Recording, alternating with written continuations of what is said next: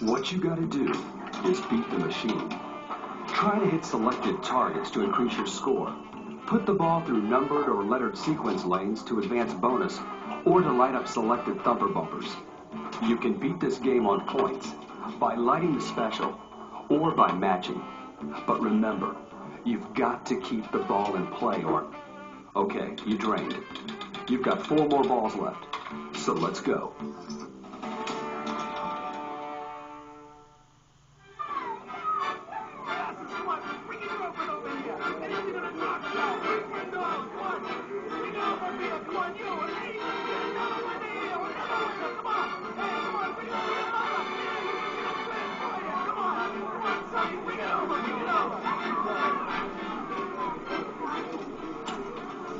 There's something magical about an arcade. The sights, the sounds, the atmosphere, and of course, the machines. At places like this, we've all played the game. It is enjoyed by everyone. This pure American form of recreation has fascinated, challenged, and entertained millions around the world. It has inspired movies, Broadway plays, and even hit rock and roll records. Today's pinball designers can take you virtually anywhere you want to go. Back in time to experience an authentic 1950s drive-in, complete with your favorite creature feature. To an awe-inspiring theater of magic. Welcome to the Theater of Magic. With a spinning magic trunk and levitating balls. To a futuristic carnival where you're taunted by a maniacal talking puppet who wants to keep you out of his funhouse.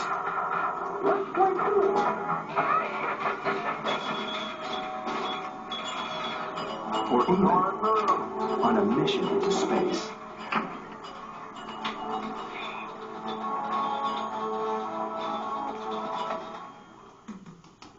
Pinball has served as a consistent barometer of our modern-day pop culture. It has been influenced by our fashions, our favorite leisure activities, Hollywood, popular television shows, sports, and our music.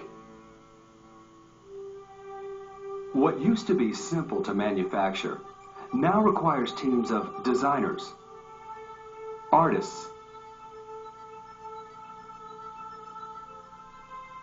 engineers,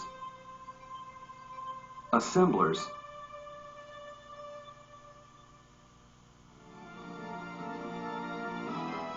and composers to create a game that continues to capture the imagination of its players. But it wasn't always this way. In the English countryside around the turn of the 17th century, a game called 9 Holes was gaining popularity. 9 Holes was played outdoors, where players would roll 6 balls into various scoring holes dug into the ground. Soon, the French introduced a cue stick and brought the game indoors. The French called this indoor 9 Holes game bagatelle. The difference between bagatelle and its English predecessor 9 Holes was the introduction of wooden pegs located around the various scoring holes at the top of the playing board. By the late 1700s, bagatelle had become quite popular throughout Europe. But how would this unique game make its way across the Atlantic to America? In a way, pinball really started with the American Revolution. And how do you make a connection like that? Well, the French came over and brought their game of bagatelle, which was a marble game. The French were allied with us during the American Revolution. The American officers played with the French officers. They picked up the game, and bagatelle became the American Army game. Charles Dickens even makes mention of these amusing games in his 1836 novel, The Pickwick Papers. By the mid-1800s, the wooden pegs on the playing field were being replaced by brass pins, which eventually gave birth to the name pinball.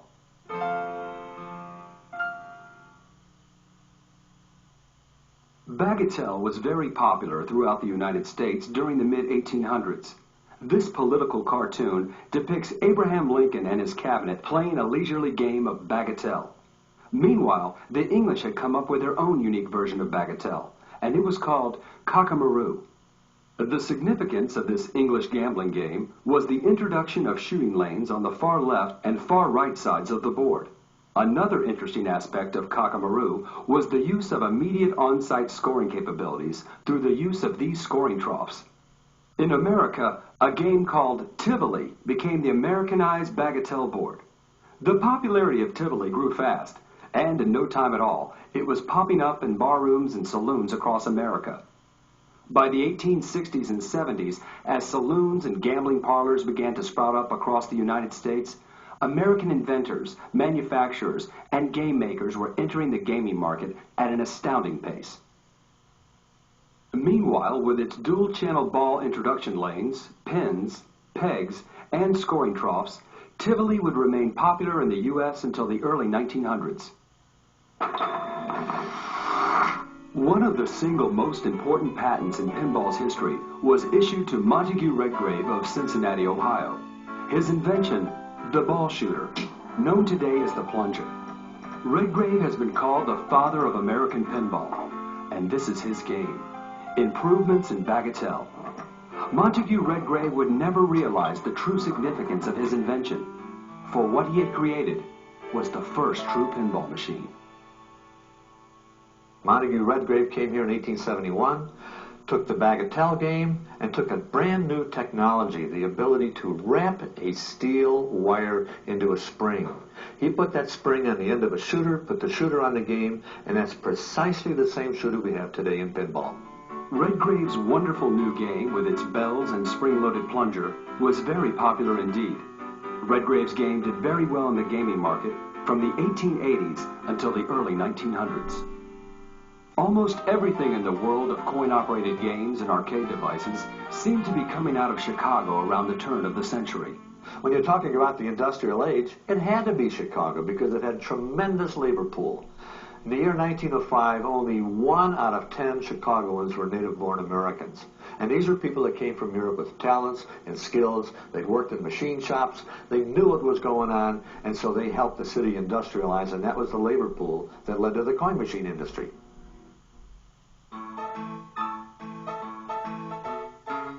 Of the two Cale brothers, Arthur was the natural salesman and promoter. His brother Adolph was the tinkerer.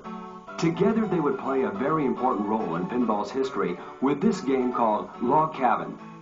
This sturdy, well-made game was aggressively marketed throughout the U.S. and was seen on hundreds of saloon counters and barrooms across the country in the early 1900s. Each game was loaded with 250 steel balls. When the coin was dropped into the slot, the handle could be turned to place the ball into the side alley to then be shot onto the playing field. This is believed to be the first photograph ever taken of a pinball machine in the field. It was shot around 1900. The game at the end of the bar is Log Cabin. As you get into pinball history, you're going to hear about Harry Williams. But there's another Harry that you haven't heard about yet. And his name was Harry Reid, and he came from Salem, Massachusetts. What did Harry do? Well, in the early 1900s, he took a folding bagatelle board that he took to carnivals and fairs, electrified it, put light bulbs in a big flat thing in the back, and red, white, and blue lights, and as you scored, those lights would flash on and off. That was the beginning of a flashing backglass. Unfortunately, Reid would never realize the true significance of his ingenious accomplishment. In one move, he had introduced electricity and the backglass to pinball. The demands of the First World War curtailed innovations and significant manufacturing efforts in the pinball business. A similar manufacturing halt of pin games would happen again some 30 years later in World War II. But another unexpected blow had also come to pinball in the 1920s: Prohibition. With the loss of this nation's 225,000 saloons and barrooms, all of the coin-operated game industry suffered. To make matters worse, the budding motion picture industry was pulling people out of the penny arcades and into the theaters. Despite the initial bad news of the early 1920s, some very important changes were just around the corner for pinball. This game is called Wiffle. It was made by these three gentlemen from Youngstown, Ohio. Art Baldwin was a very depressed guy. He was a farmer in Youngstown, Ohio, and a carpenter. The depression was on, there was no work, he had a problem. He had a game that his daughter had. It was a little bagatelle game. He took it to a local drugstore, and showed it to a bunch of his buddies there. And they said, you know, if we put a coin mechanism in this thing, we'd make a lot of money. And that led to the pinball game called Wiffle. Soon, Wiffle was a national phenomenon, and Automatic Industries Incorporated became the first factory in the world solely dedicated to pinball. Ironically, pinball's first wave of mass popularity came at a time when you would least expect it. During the depths of the Great Depression, Americans were out of work and out of hope. People needed an escape, and for only a penny, you could play your troubles away.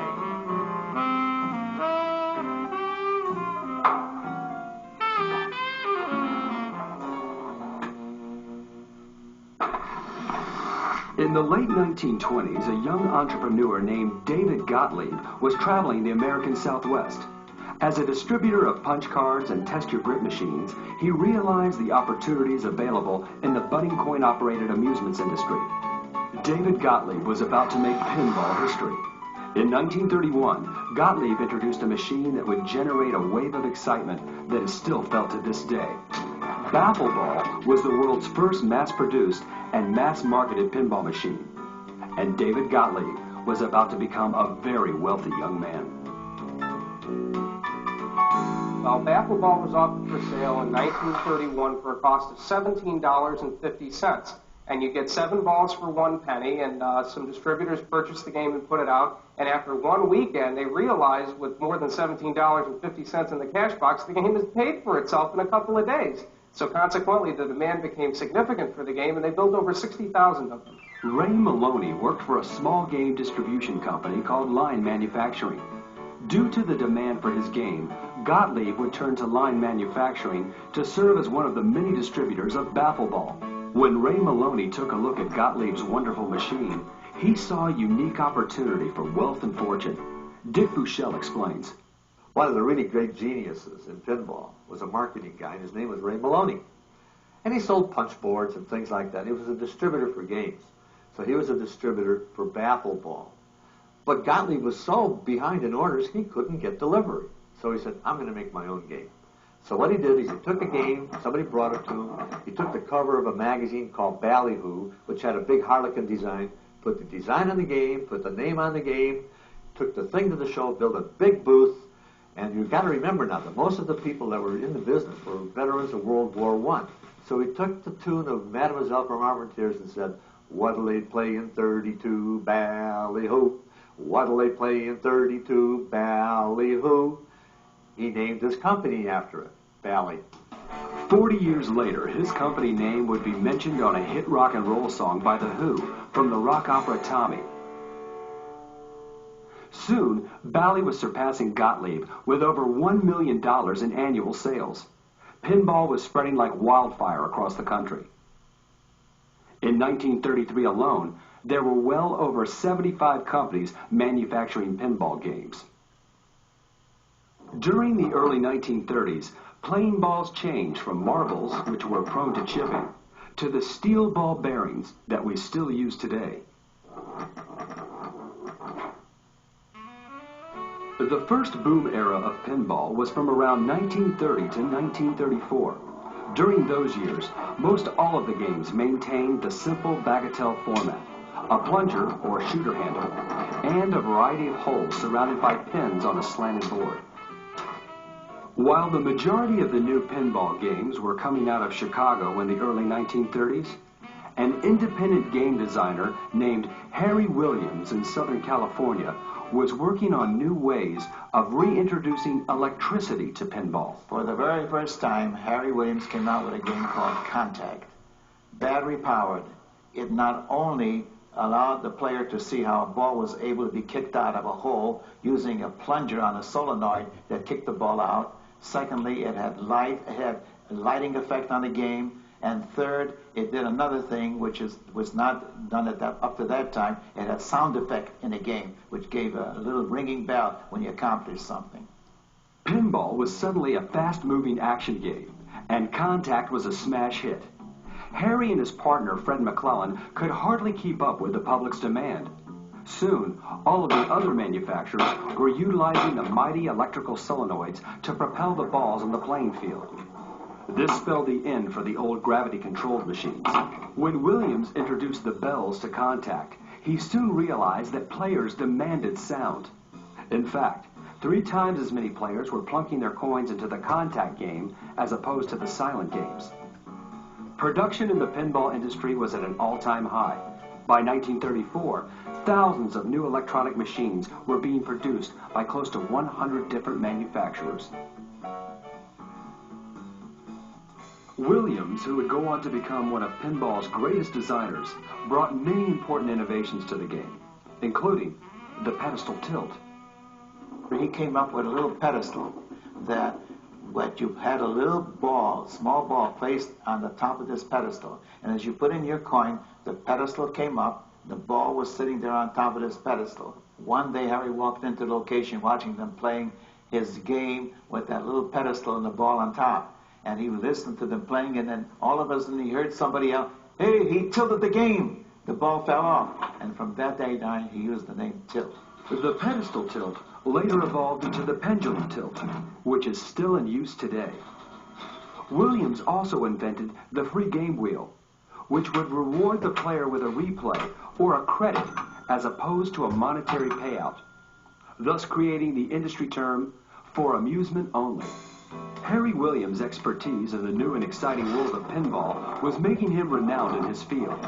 David Roccola, known by most people today because of his success in the jukebox industry, was intrigued by the popularity of pinball. Roccola wanted in, so he recruited none other than the pinball maverick Harry Williams to be the chief designer at the new Roccola pinball division. When Williams joined hands with Roccola, their pinball business quickly flourished. This game we see here is the most well-known and most popular of the Roccola pinball line. It was called Jigsaw. Thousands of these games were manufactured by Roccola. They pulled in big revenues, probably due to the fact that a map of San Francisco at around the time of 1935 would jigsaw into place as various scoring holes on the playing field were attained. In the mid-1930s, there were close to 50 different pinball manufacturing companies in America. The marketing of games was booming, and the competition was intense. But most of these companies would not survive. Another new innovation that came to pinball in the 1930s was the more prevalent utilization of the back glass as a way of showing score tallies, and also to display colorful and artistic motifs which would reflect whatever was popular at the time the game was made.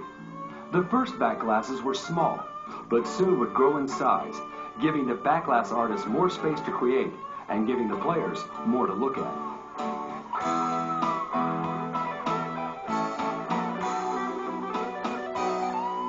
In 1937, Bally introduced a new game called Bumper. Up until Bumper, scoring was primarily achieved by balls falling into the various scoring holes on the playing field. Not so on Bumper. When the ball would make contact with these electrified springs, points were awarded instantly. And better yet, your ball was still in play. A significant achievement for pinball. Just before World War II, there must have been anywhere from 12, 15, 18 companies producing pin games. And what happened is, every company that was in existence at that time had a quantity of materials available to make games. So when the World War II broke out, all manufacturers could use only the materials that were at that time in their possession and could not buy any additional materials like silver, copper, bronze, and additional materials that were really required, or wire that was required for their games. Most pinball companies involved in the war effort received lucrative government contracts. These same companies continued to make games after the war. Williams was no exception. The first game that Harry Williams produced as a production game was in February of 1946, called Suspense. So, by 1946, the stage was set. The major players that would hold dominance for the next 30 years were in place. Williams Manufacturing, D. Gottlieb and Company, and Bally.